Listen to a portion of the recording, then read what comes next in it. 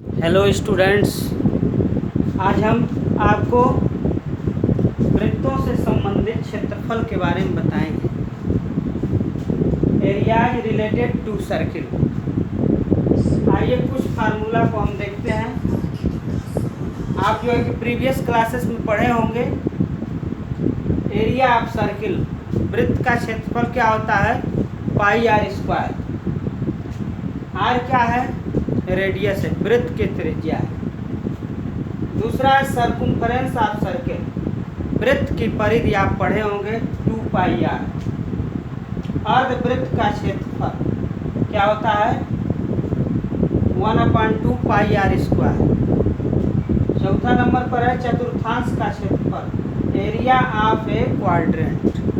जो वृत्त होता है उसका जो चतुर्थांश भाग है उसका क्षेत्रफल होता है 1/4 पाई आर स्क्वायर। एक वलय जिसकी बाहरी त्रिज्या, देखिए एक वृत्त है संकेंद्री वृत्त। संकेंद्री वृत्त में क्या होता है कि त्रिज्याएं क्या होती हैं, डिफरेंट होती हैं। त्रिज्याएं क्या होती हैं, डिफरेंट होती हैं, लेकिन उनका केंद्र जो है सेम होता है। त्रिज्याएं जो है, देखिए यह आर है, जो क्या है, एक वलय जिसकी बाहरी त्रिज्या को कैपिटल आर से डिनोट किया गया है और आंतरिक त्रिज्या स्मॉल आर है।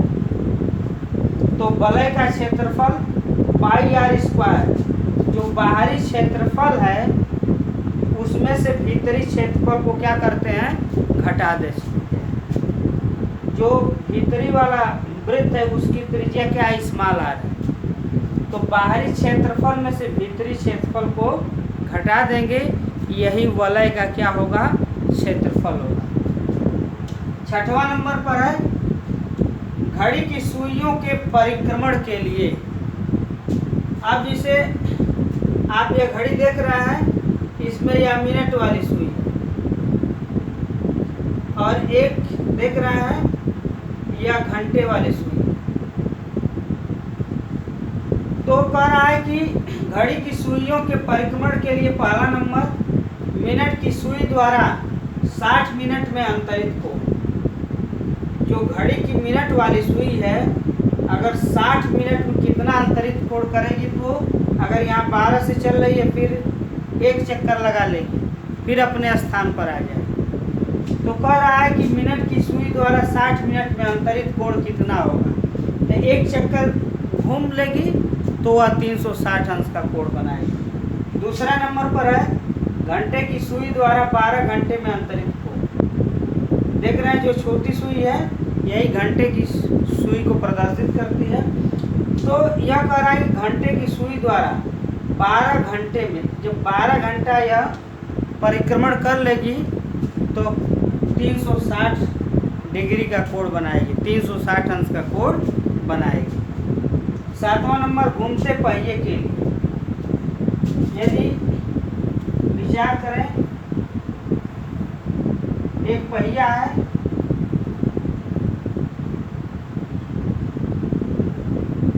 और इसको विचार करिए घूमते पहिया, पहिया क्या हो रहा है, घूम रहा है।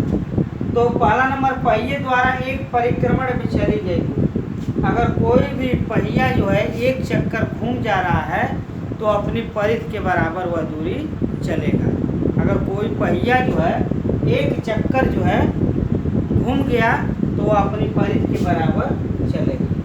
दूसरा है एकांक समय में परिक्रमणों की संख्या बराबर होता है एकांक समय में चली गई दूरी। एकांक समय में कितना चली गई दूरी है उसमें जो है परिधि का क्या करते हैं, भाग देते हैं।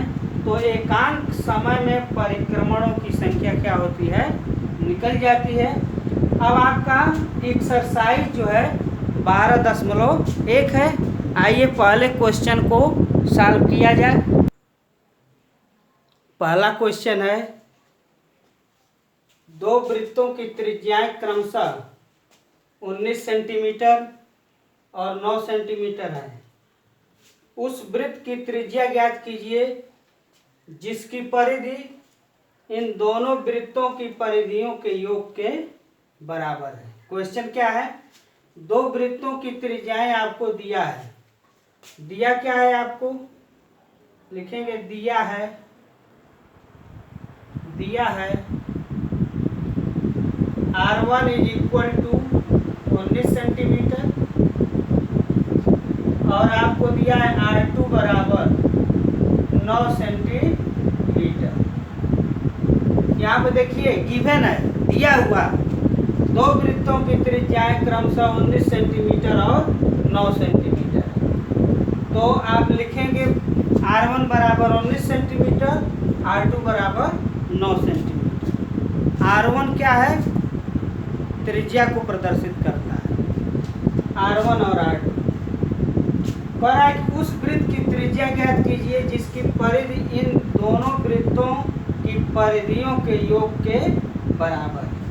अकॉर्डिंग टू द क्वेश्चन, प्रश्नानुसार। अब जैसे प्रश्न यह कर रहा है कि एक वृत्त है, वह जो है दो वृत्त की परिधियों के योग के क्या है? बराबर। और जो है कि इस वृत्त की त्रिज्या R1 है और दूसरे वृत्त की त्रिज्या क्या है? R2। तो R1 इज इक्वल टू दे दिया है 19 सेंटीमीटर और R2 इज इक्वल टू दे दिया है 9 सेंटीमीटर। कह रहा है कि जिसकी परिधि इन दोनों वृत्तों की परिधियों का योग, दोनों वृत्तों की परिधियों का योग के बराबर है। तो इस वृत्त की कह रहा है कि त्रिज्या ज्ञात करिए। माना इस वृत्त की त्रिज्या जो है कैपिटल R है। मान लेंगे कि इस वृत्त की त्रिज्या जो है कैपिटल R है और हमें इसे ही ज्ञात करना है कि इस वृत्त की त्रिज्या क्या है।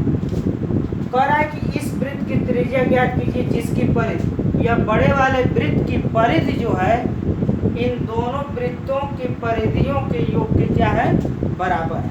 और आपको त्रिज्या दोनों का दे दिया है कि इसका त्रिज्या 19 सेंटीमीटर है और इसका त्रिज्या क्या है?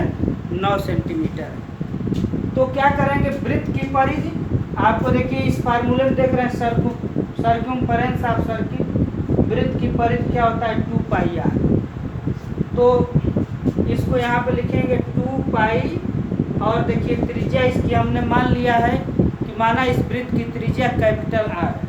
तो 2 पाई r हो गया, बराबर हो जाएगा 2 पाई R1 प्लस 2 पाई R2। अब क्या करेंगे? देख रहे हैं 2 पाई से 2 पाई क्या हो जाएगा? कैंसिल हो जाएगा। तो इसको लिख सकते हैं इम्प्लाइज दैट को हिंदी में बोलते हैं प्रदर्शित करता है। तो R बराबर हो जाएगा R1 धन R2। तो R बराबर R1 का मान क्या है आपका? 19 सेंटीमीटर देख रहे हैं और R2 का मान क्या है? 9 सेंटीमीटर। तो यहाँ पर R1 की जगह लिख देंगे 19 धन 9, या इसको लिखेंगे R बराबर क्या हो जाएगा? 28 सेंटीमीटर। यही जो है इस वृत्त की क्या हो जाएगी? त्रिज्या हो जाएगी। यही क्वेश्चन में कह रहा है कि इस वृत्त की त्रिज्या ज्ञात कीजिए कि इसकी परिधि, जो यह बड़ा वाला वृत्त है, इसकी परिधि इन दोनों वृत्तों के परिधियों के योग के क्या है? बराबर है। अकॉर्डिंग टू द क्वेश्चन, प्रश्नानुसार 2 पाई r, जो वृत्त की परिधि का फार्मूला आप जानते हैं, आप देखिए वृत्त की परिधि क्या है? 2 पाई r दिया हुआ है या तो 2 पाई r बराबर 2 पाई R1 धन 2 पाई R2। 2 पाई क्या है? सब में कॉमन है, कैंसिल हो जाएगा। तो R बराबर R1 धन R2। तो R is equal to 19 plus इसका क्या है? 9 है। तो क्या हो जाएगा? इस वृत्त की त्रिज्या जो है R बराबर क्या हो जाएगी? 28 सेंटीमीटर। इस वृत्त की त्रिज्या हो जाएगी 28 सेंटीमीटर। यही आपका आंसर हो जाएगा। इस एक्सरसाइज 12.1 में प्रश्नावली 12.1 में कुल प्रश्नों की संख्या 5 है। सभी क्वेश्चन को सॉल्व करना मुश्किल है और जो भी क्वेश्चन आपको नहीं आएगा कमेंट बॉक्स में लिखिएगा, उसको हम सॉल्व करने का प्रयास करेंगे।